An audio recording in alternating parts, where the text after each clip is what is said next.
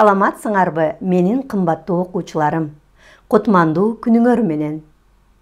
Ташта калган биздин тарыхты бийим менен айтып берем мен, деп кыргыз эл акыны Анатай Өмүрканов айткандай, элдин тарыхын, жашоо турмушун бий менен, ыр менен, музыка менен жеткирсе болот. Сабагыбызды баштайбыз. Кыргыз тили 9-класстарда. Балдар, слайдка көңүл бургула. Сүрөттө кыз-жигиттер эмне кылып жатышат? Бүгүн эмне жөнүндө сүйлөшөбүз деп ойлойсуңар? Туура. Сүрөттө кыз-жигиттер бийлеп жатышат. Бүгүнкү сабагыбыздын темасы кыргыз элинин бий өнөрү. Грамматикалык материал, интервью. Бүгүн сабакта кыргыз элинин бий өнөрү жөнүндө баарлашабыз. Интервьюнун өзгөчөлүктөрүнө көңүл буруп, бийчиден интервью алабыз. Кыргыз бийи жөнүндө айтып, жазып бересиңер. Ой жүгүртүү эссесин жазууга даярданасыңар. Интервью. Маек. Интервью коомдук, саясий же башка ишмердин журналист менен болгон басма сөздө жарыялануучу аңгемеси. Интервью мүнөзүнө жараша бир нече түрлөргө бөлүнөт. Контакттык интервью, адрестик же анкеталык интервью, протоколдук интервью, интервью дискуссия, телефон интервьюсу. Интервью алууда төмөнкүлөрдү эске алуу керек.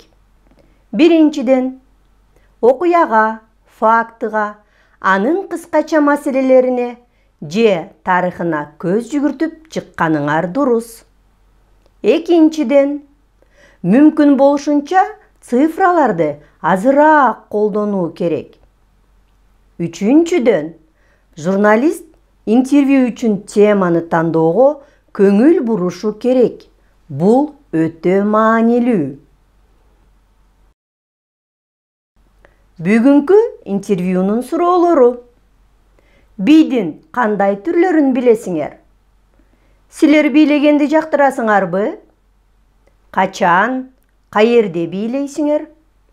Кайсы бийлерди бийлейсиңер? Балдар, эгерде силер журналист болсоңор, дагы кайсы суроолорду берет элеңер?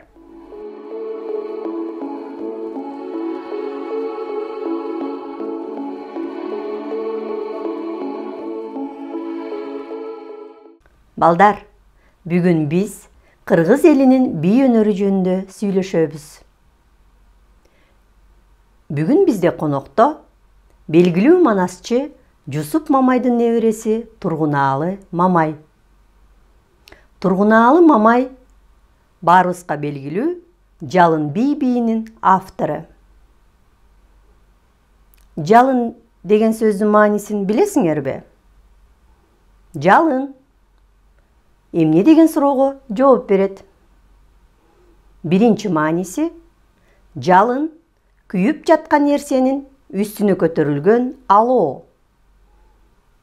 Экинчи мааниси жалын демилге, кызуулук, эпкиндүүлүк дегенди билдирет. Балдар, келгиле, бүгүнкү сабагыбыздын коногу Тургунаалы мырзага даярдаган суроолорубузду берели. Интервьюга көңүл бургула. Саламатсызбы, Тургунаалы мырза? Улуттук жылкы бий, жалын бий деген бийлерди жаратып бийлеп жүрөсүз. Бий өнөрүнө кантип аралашып калдыңыз? Мектепте окуп жүргөндө бий үйрөткөн курска катышкан болчумун. Бирок анда кыргыз бийин үйрөткөн эмес. Кыргыздардын жашоо турмушун, каада салттарын кыймылга келтирип көрсөтүп жатып, бий жаратканымды байкабадым. Адамдын ичиндеги кубанычы да бийдин шаңдуу кыймылы менен коштолот экен. Канча жашыңыздан баштап бийлеп келе жатасыз? Мен бала кезимден эле кыргыз элдик бийлерди бийлеп келе жатамын. Кыргыз элинин бийлерине болгон кызыгуумду чоң атам Жусуп Мамай ар дайым колдоп келген. Балдар, интервью боюнча суроолорго жооп бергиле. Тургуналы Мамай ким? Ал кайсы өнөрдү аркалаган? Би өнөрүн ал кайдан үйрөнгөн?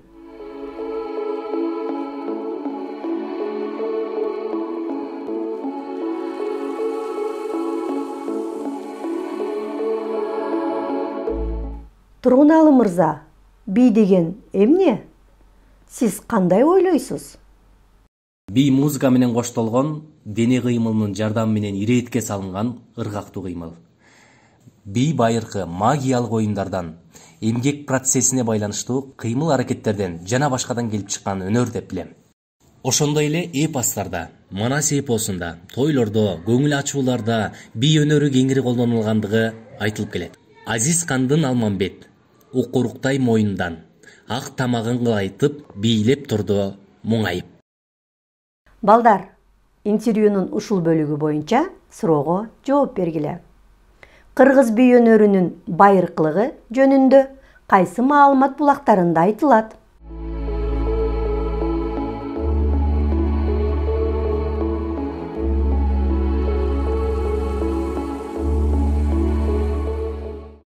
Балдар, слайдтагы сүрөттөргө көңүл бургула. Сүрөттөгү кол муун, бут, ийин, билек кыргыз бийин бийлөөдө. Булар өзгөчө мааниге ээ. Бийдеги кыймыл аракеттер эмнени билдирет? Же каалагандай кыймылдарды тандап алып бийлей бересиздерби? Кыргыз бийин бийлөөдө бут, ийин, кол, муун жана билек кыймылдары өзгөчө мааниге ээ. Бийдеги ар бир кыймыл көркөм образды жаратат. Ар бир кыймыл кандайдыр бир маани туюндурган элемент. Ошондуктан би бул элементтерден түзүлгөн өзөктүү окуя, сюжет. Интервьюнун бул бөлүгү боюнча суроолорго жооп бергиле. Кыргыз бийин бийлегенде кайсы дене мүчөлөрү өзгөчө мааниге ээ? Бийдеги ар бир кыймыл эмнени билдирет?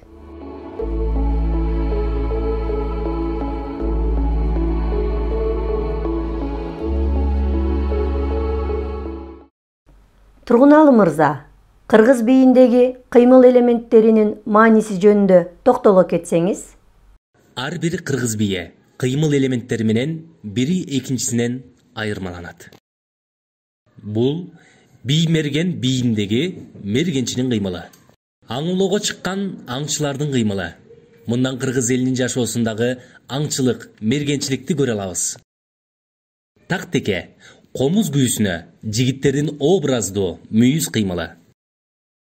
Кыз кылмай бийиндеги жигиттердин образы. Кыргыз бийи аркылуу улуттук оюндар жөнүндө билсек болот. Табияттын кооздугу кыймыл элементи. Адамзат ар дайым табият менен жуурулушуп жашаган. Кыргыз жери өзгөчө кооз экенин айгинелеп турат. Кыргыз аспаптарынын бийде колдонулушу, ооз комуз кыймылы. Кыргыз элине таандык музыкалык аспаптар да бийде чагылдырылат. Өрмөк бийиндеги өрмөк токуу кыймылы. Кыргыз элинин кол өнөрчүлүгү дааны көрүнүп турат. Кыргыз элинин токуу станогу. Бул өрмөкчүлүк өнөрү.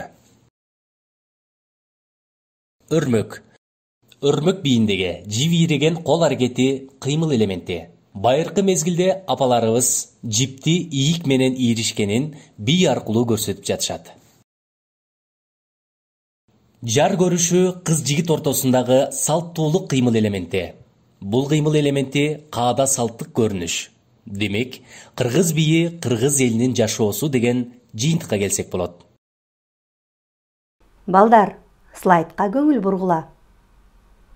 Кыргыз этно бийлери куюн бий, талма бий, тактеке бийи, мергенчи бийи, муун, ийин, бакшы, аркар бийлери. Булар кыргыз бийинин башаты болуп саналат.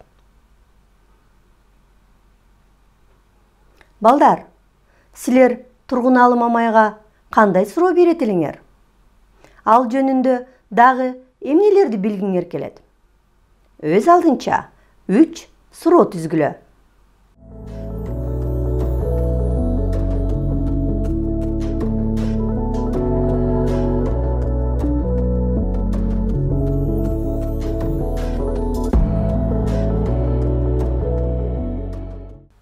Төмөнкү ырастоолорго ооба же жок деп жооп бергиле.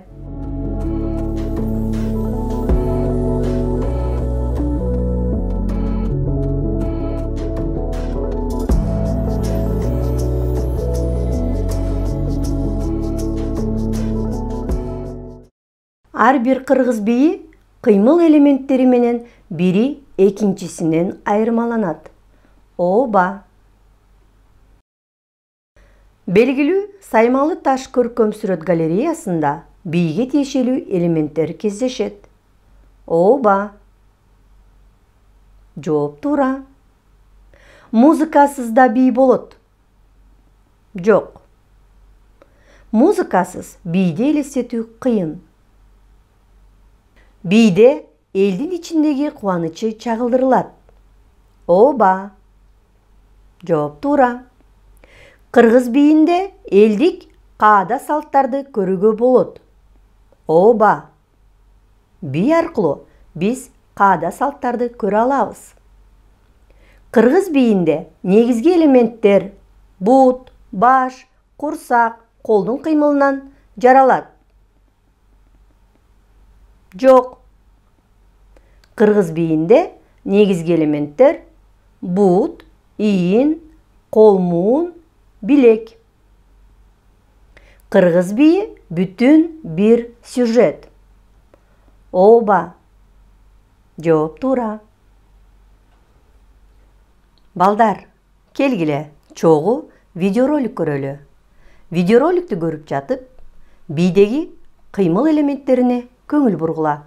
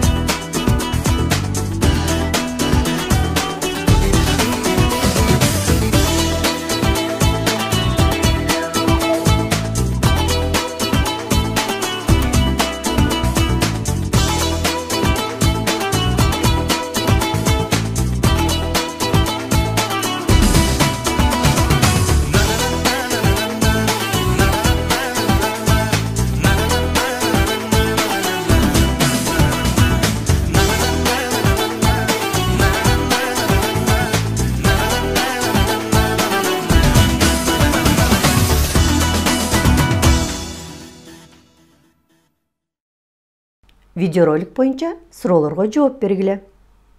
Бул бийге кандай ат коёт элеңер? Видеороликтен кандай кыймыл элементтерин байкадыңар? Бийдин идеясын түшүндүңөрбү? бий эмне жөнүндө экен?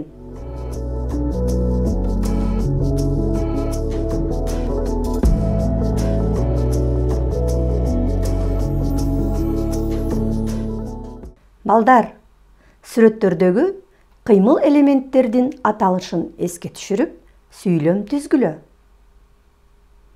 Үлгү. Мергенчилер аң улоого чыгышты. Тигине эликти көрдүм. Экинчи вариант.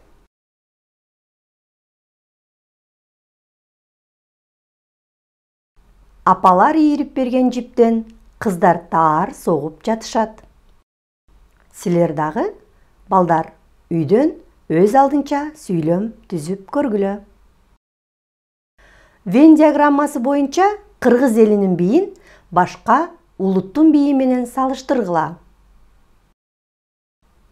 Вен диаграммасы боюнча салыштыруунун параметрлери. Качан пайда болгон? Кимдер бийлешет? Кайсы кыймыл элементтери окшош? Ушул суроолорго жооп берүү менен эки элдин бийин салыштыргыла.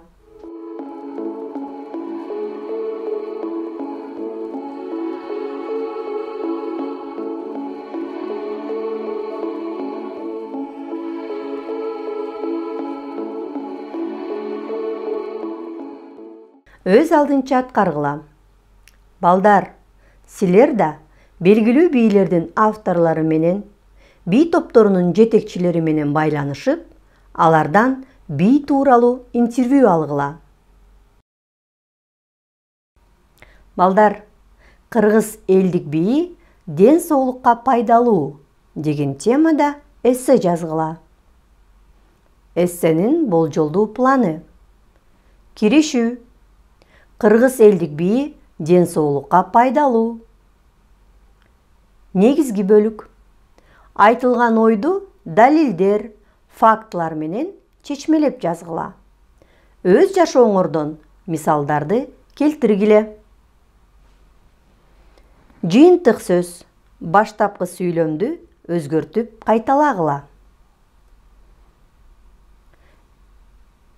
Эссенин баалоонун критерийлери. Мазмундун толук чагылышы. Тапшырма толук аткарылып, мазмун айкын ачылса 4 упай. Эссенин структуралык бүтүндүгү. Киришүү, негизги, жыйынтыктоочу бөлүктөр байланышып, түшүнүктүү берилсе 3 упай. Сабаттуулугу. Сүйлөмдөрдүн түзүлүшү так болуп, стилистикалык, пунктуациялык жана орфографиялык жактан туура жазылса 3 упай. Жыйынтыгы 10 упай. 9дан 10 упайга чейин 5. 7ден 8 упайга чейин 4. 5-6 упайга 3 деген баа коюлат. Балдар, ушуну менен 9-класстарда кыргыз тили боюнча теле сабактарды аяктайбыз. Жыл ичинде 9-класстар үчүн кыргыз тилден 32 теле сабак көрсөтүлдү. Баарыңардын окууңарга ийгилик каалайм. Теле сабактарды көрүп чыгып, жазуу иштеринин портфолиосун толуктап, билимиңерди бышыктап, алдыда боло турган мамлекеттик аттестациялоону ийгиликтүү тапшырышыңарга ишенемин. Саламатта калгыла.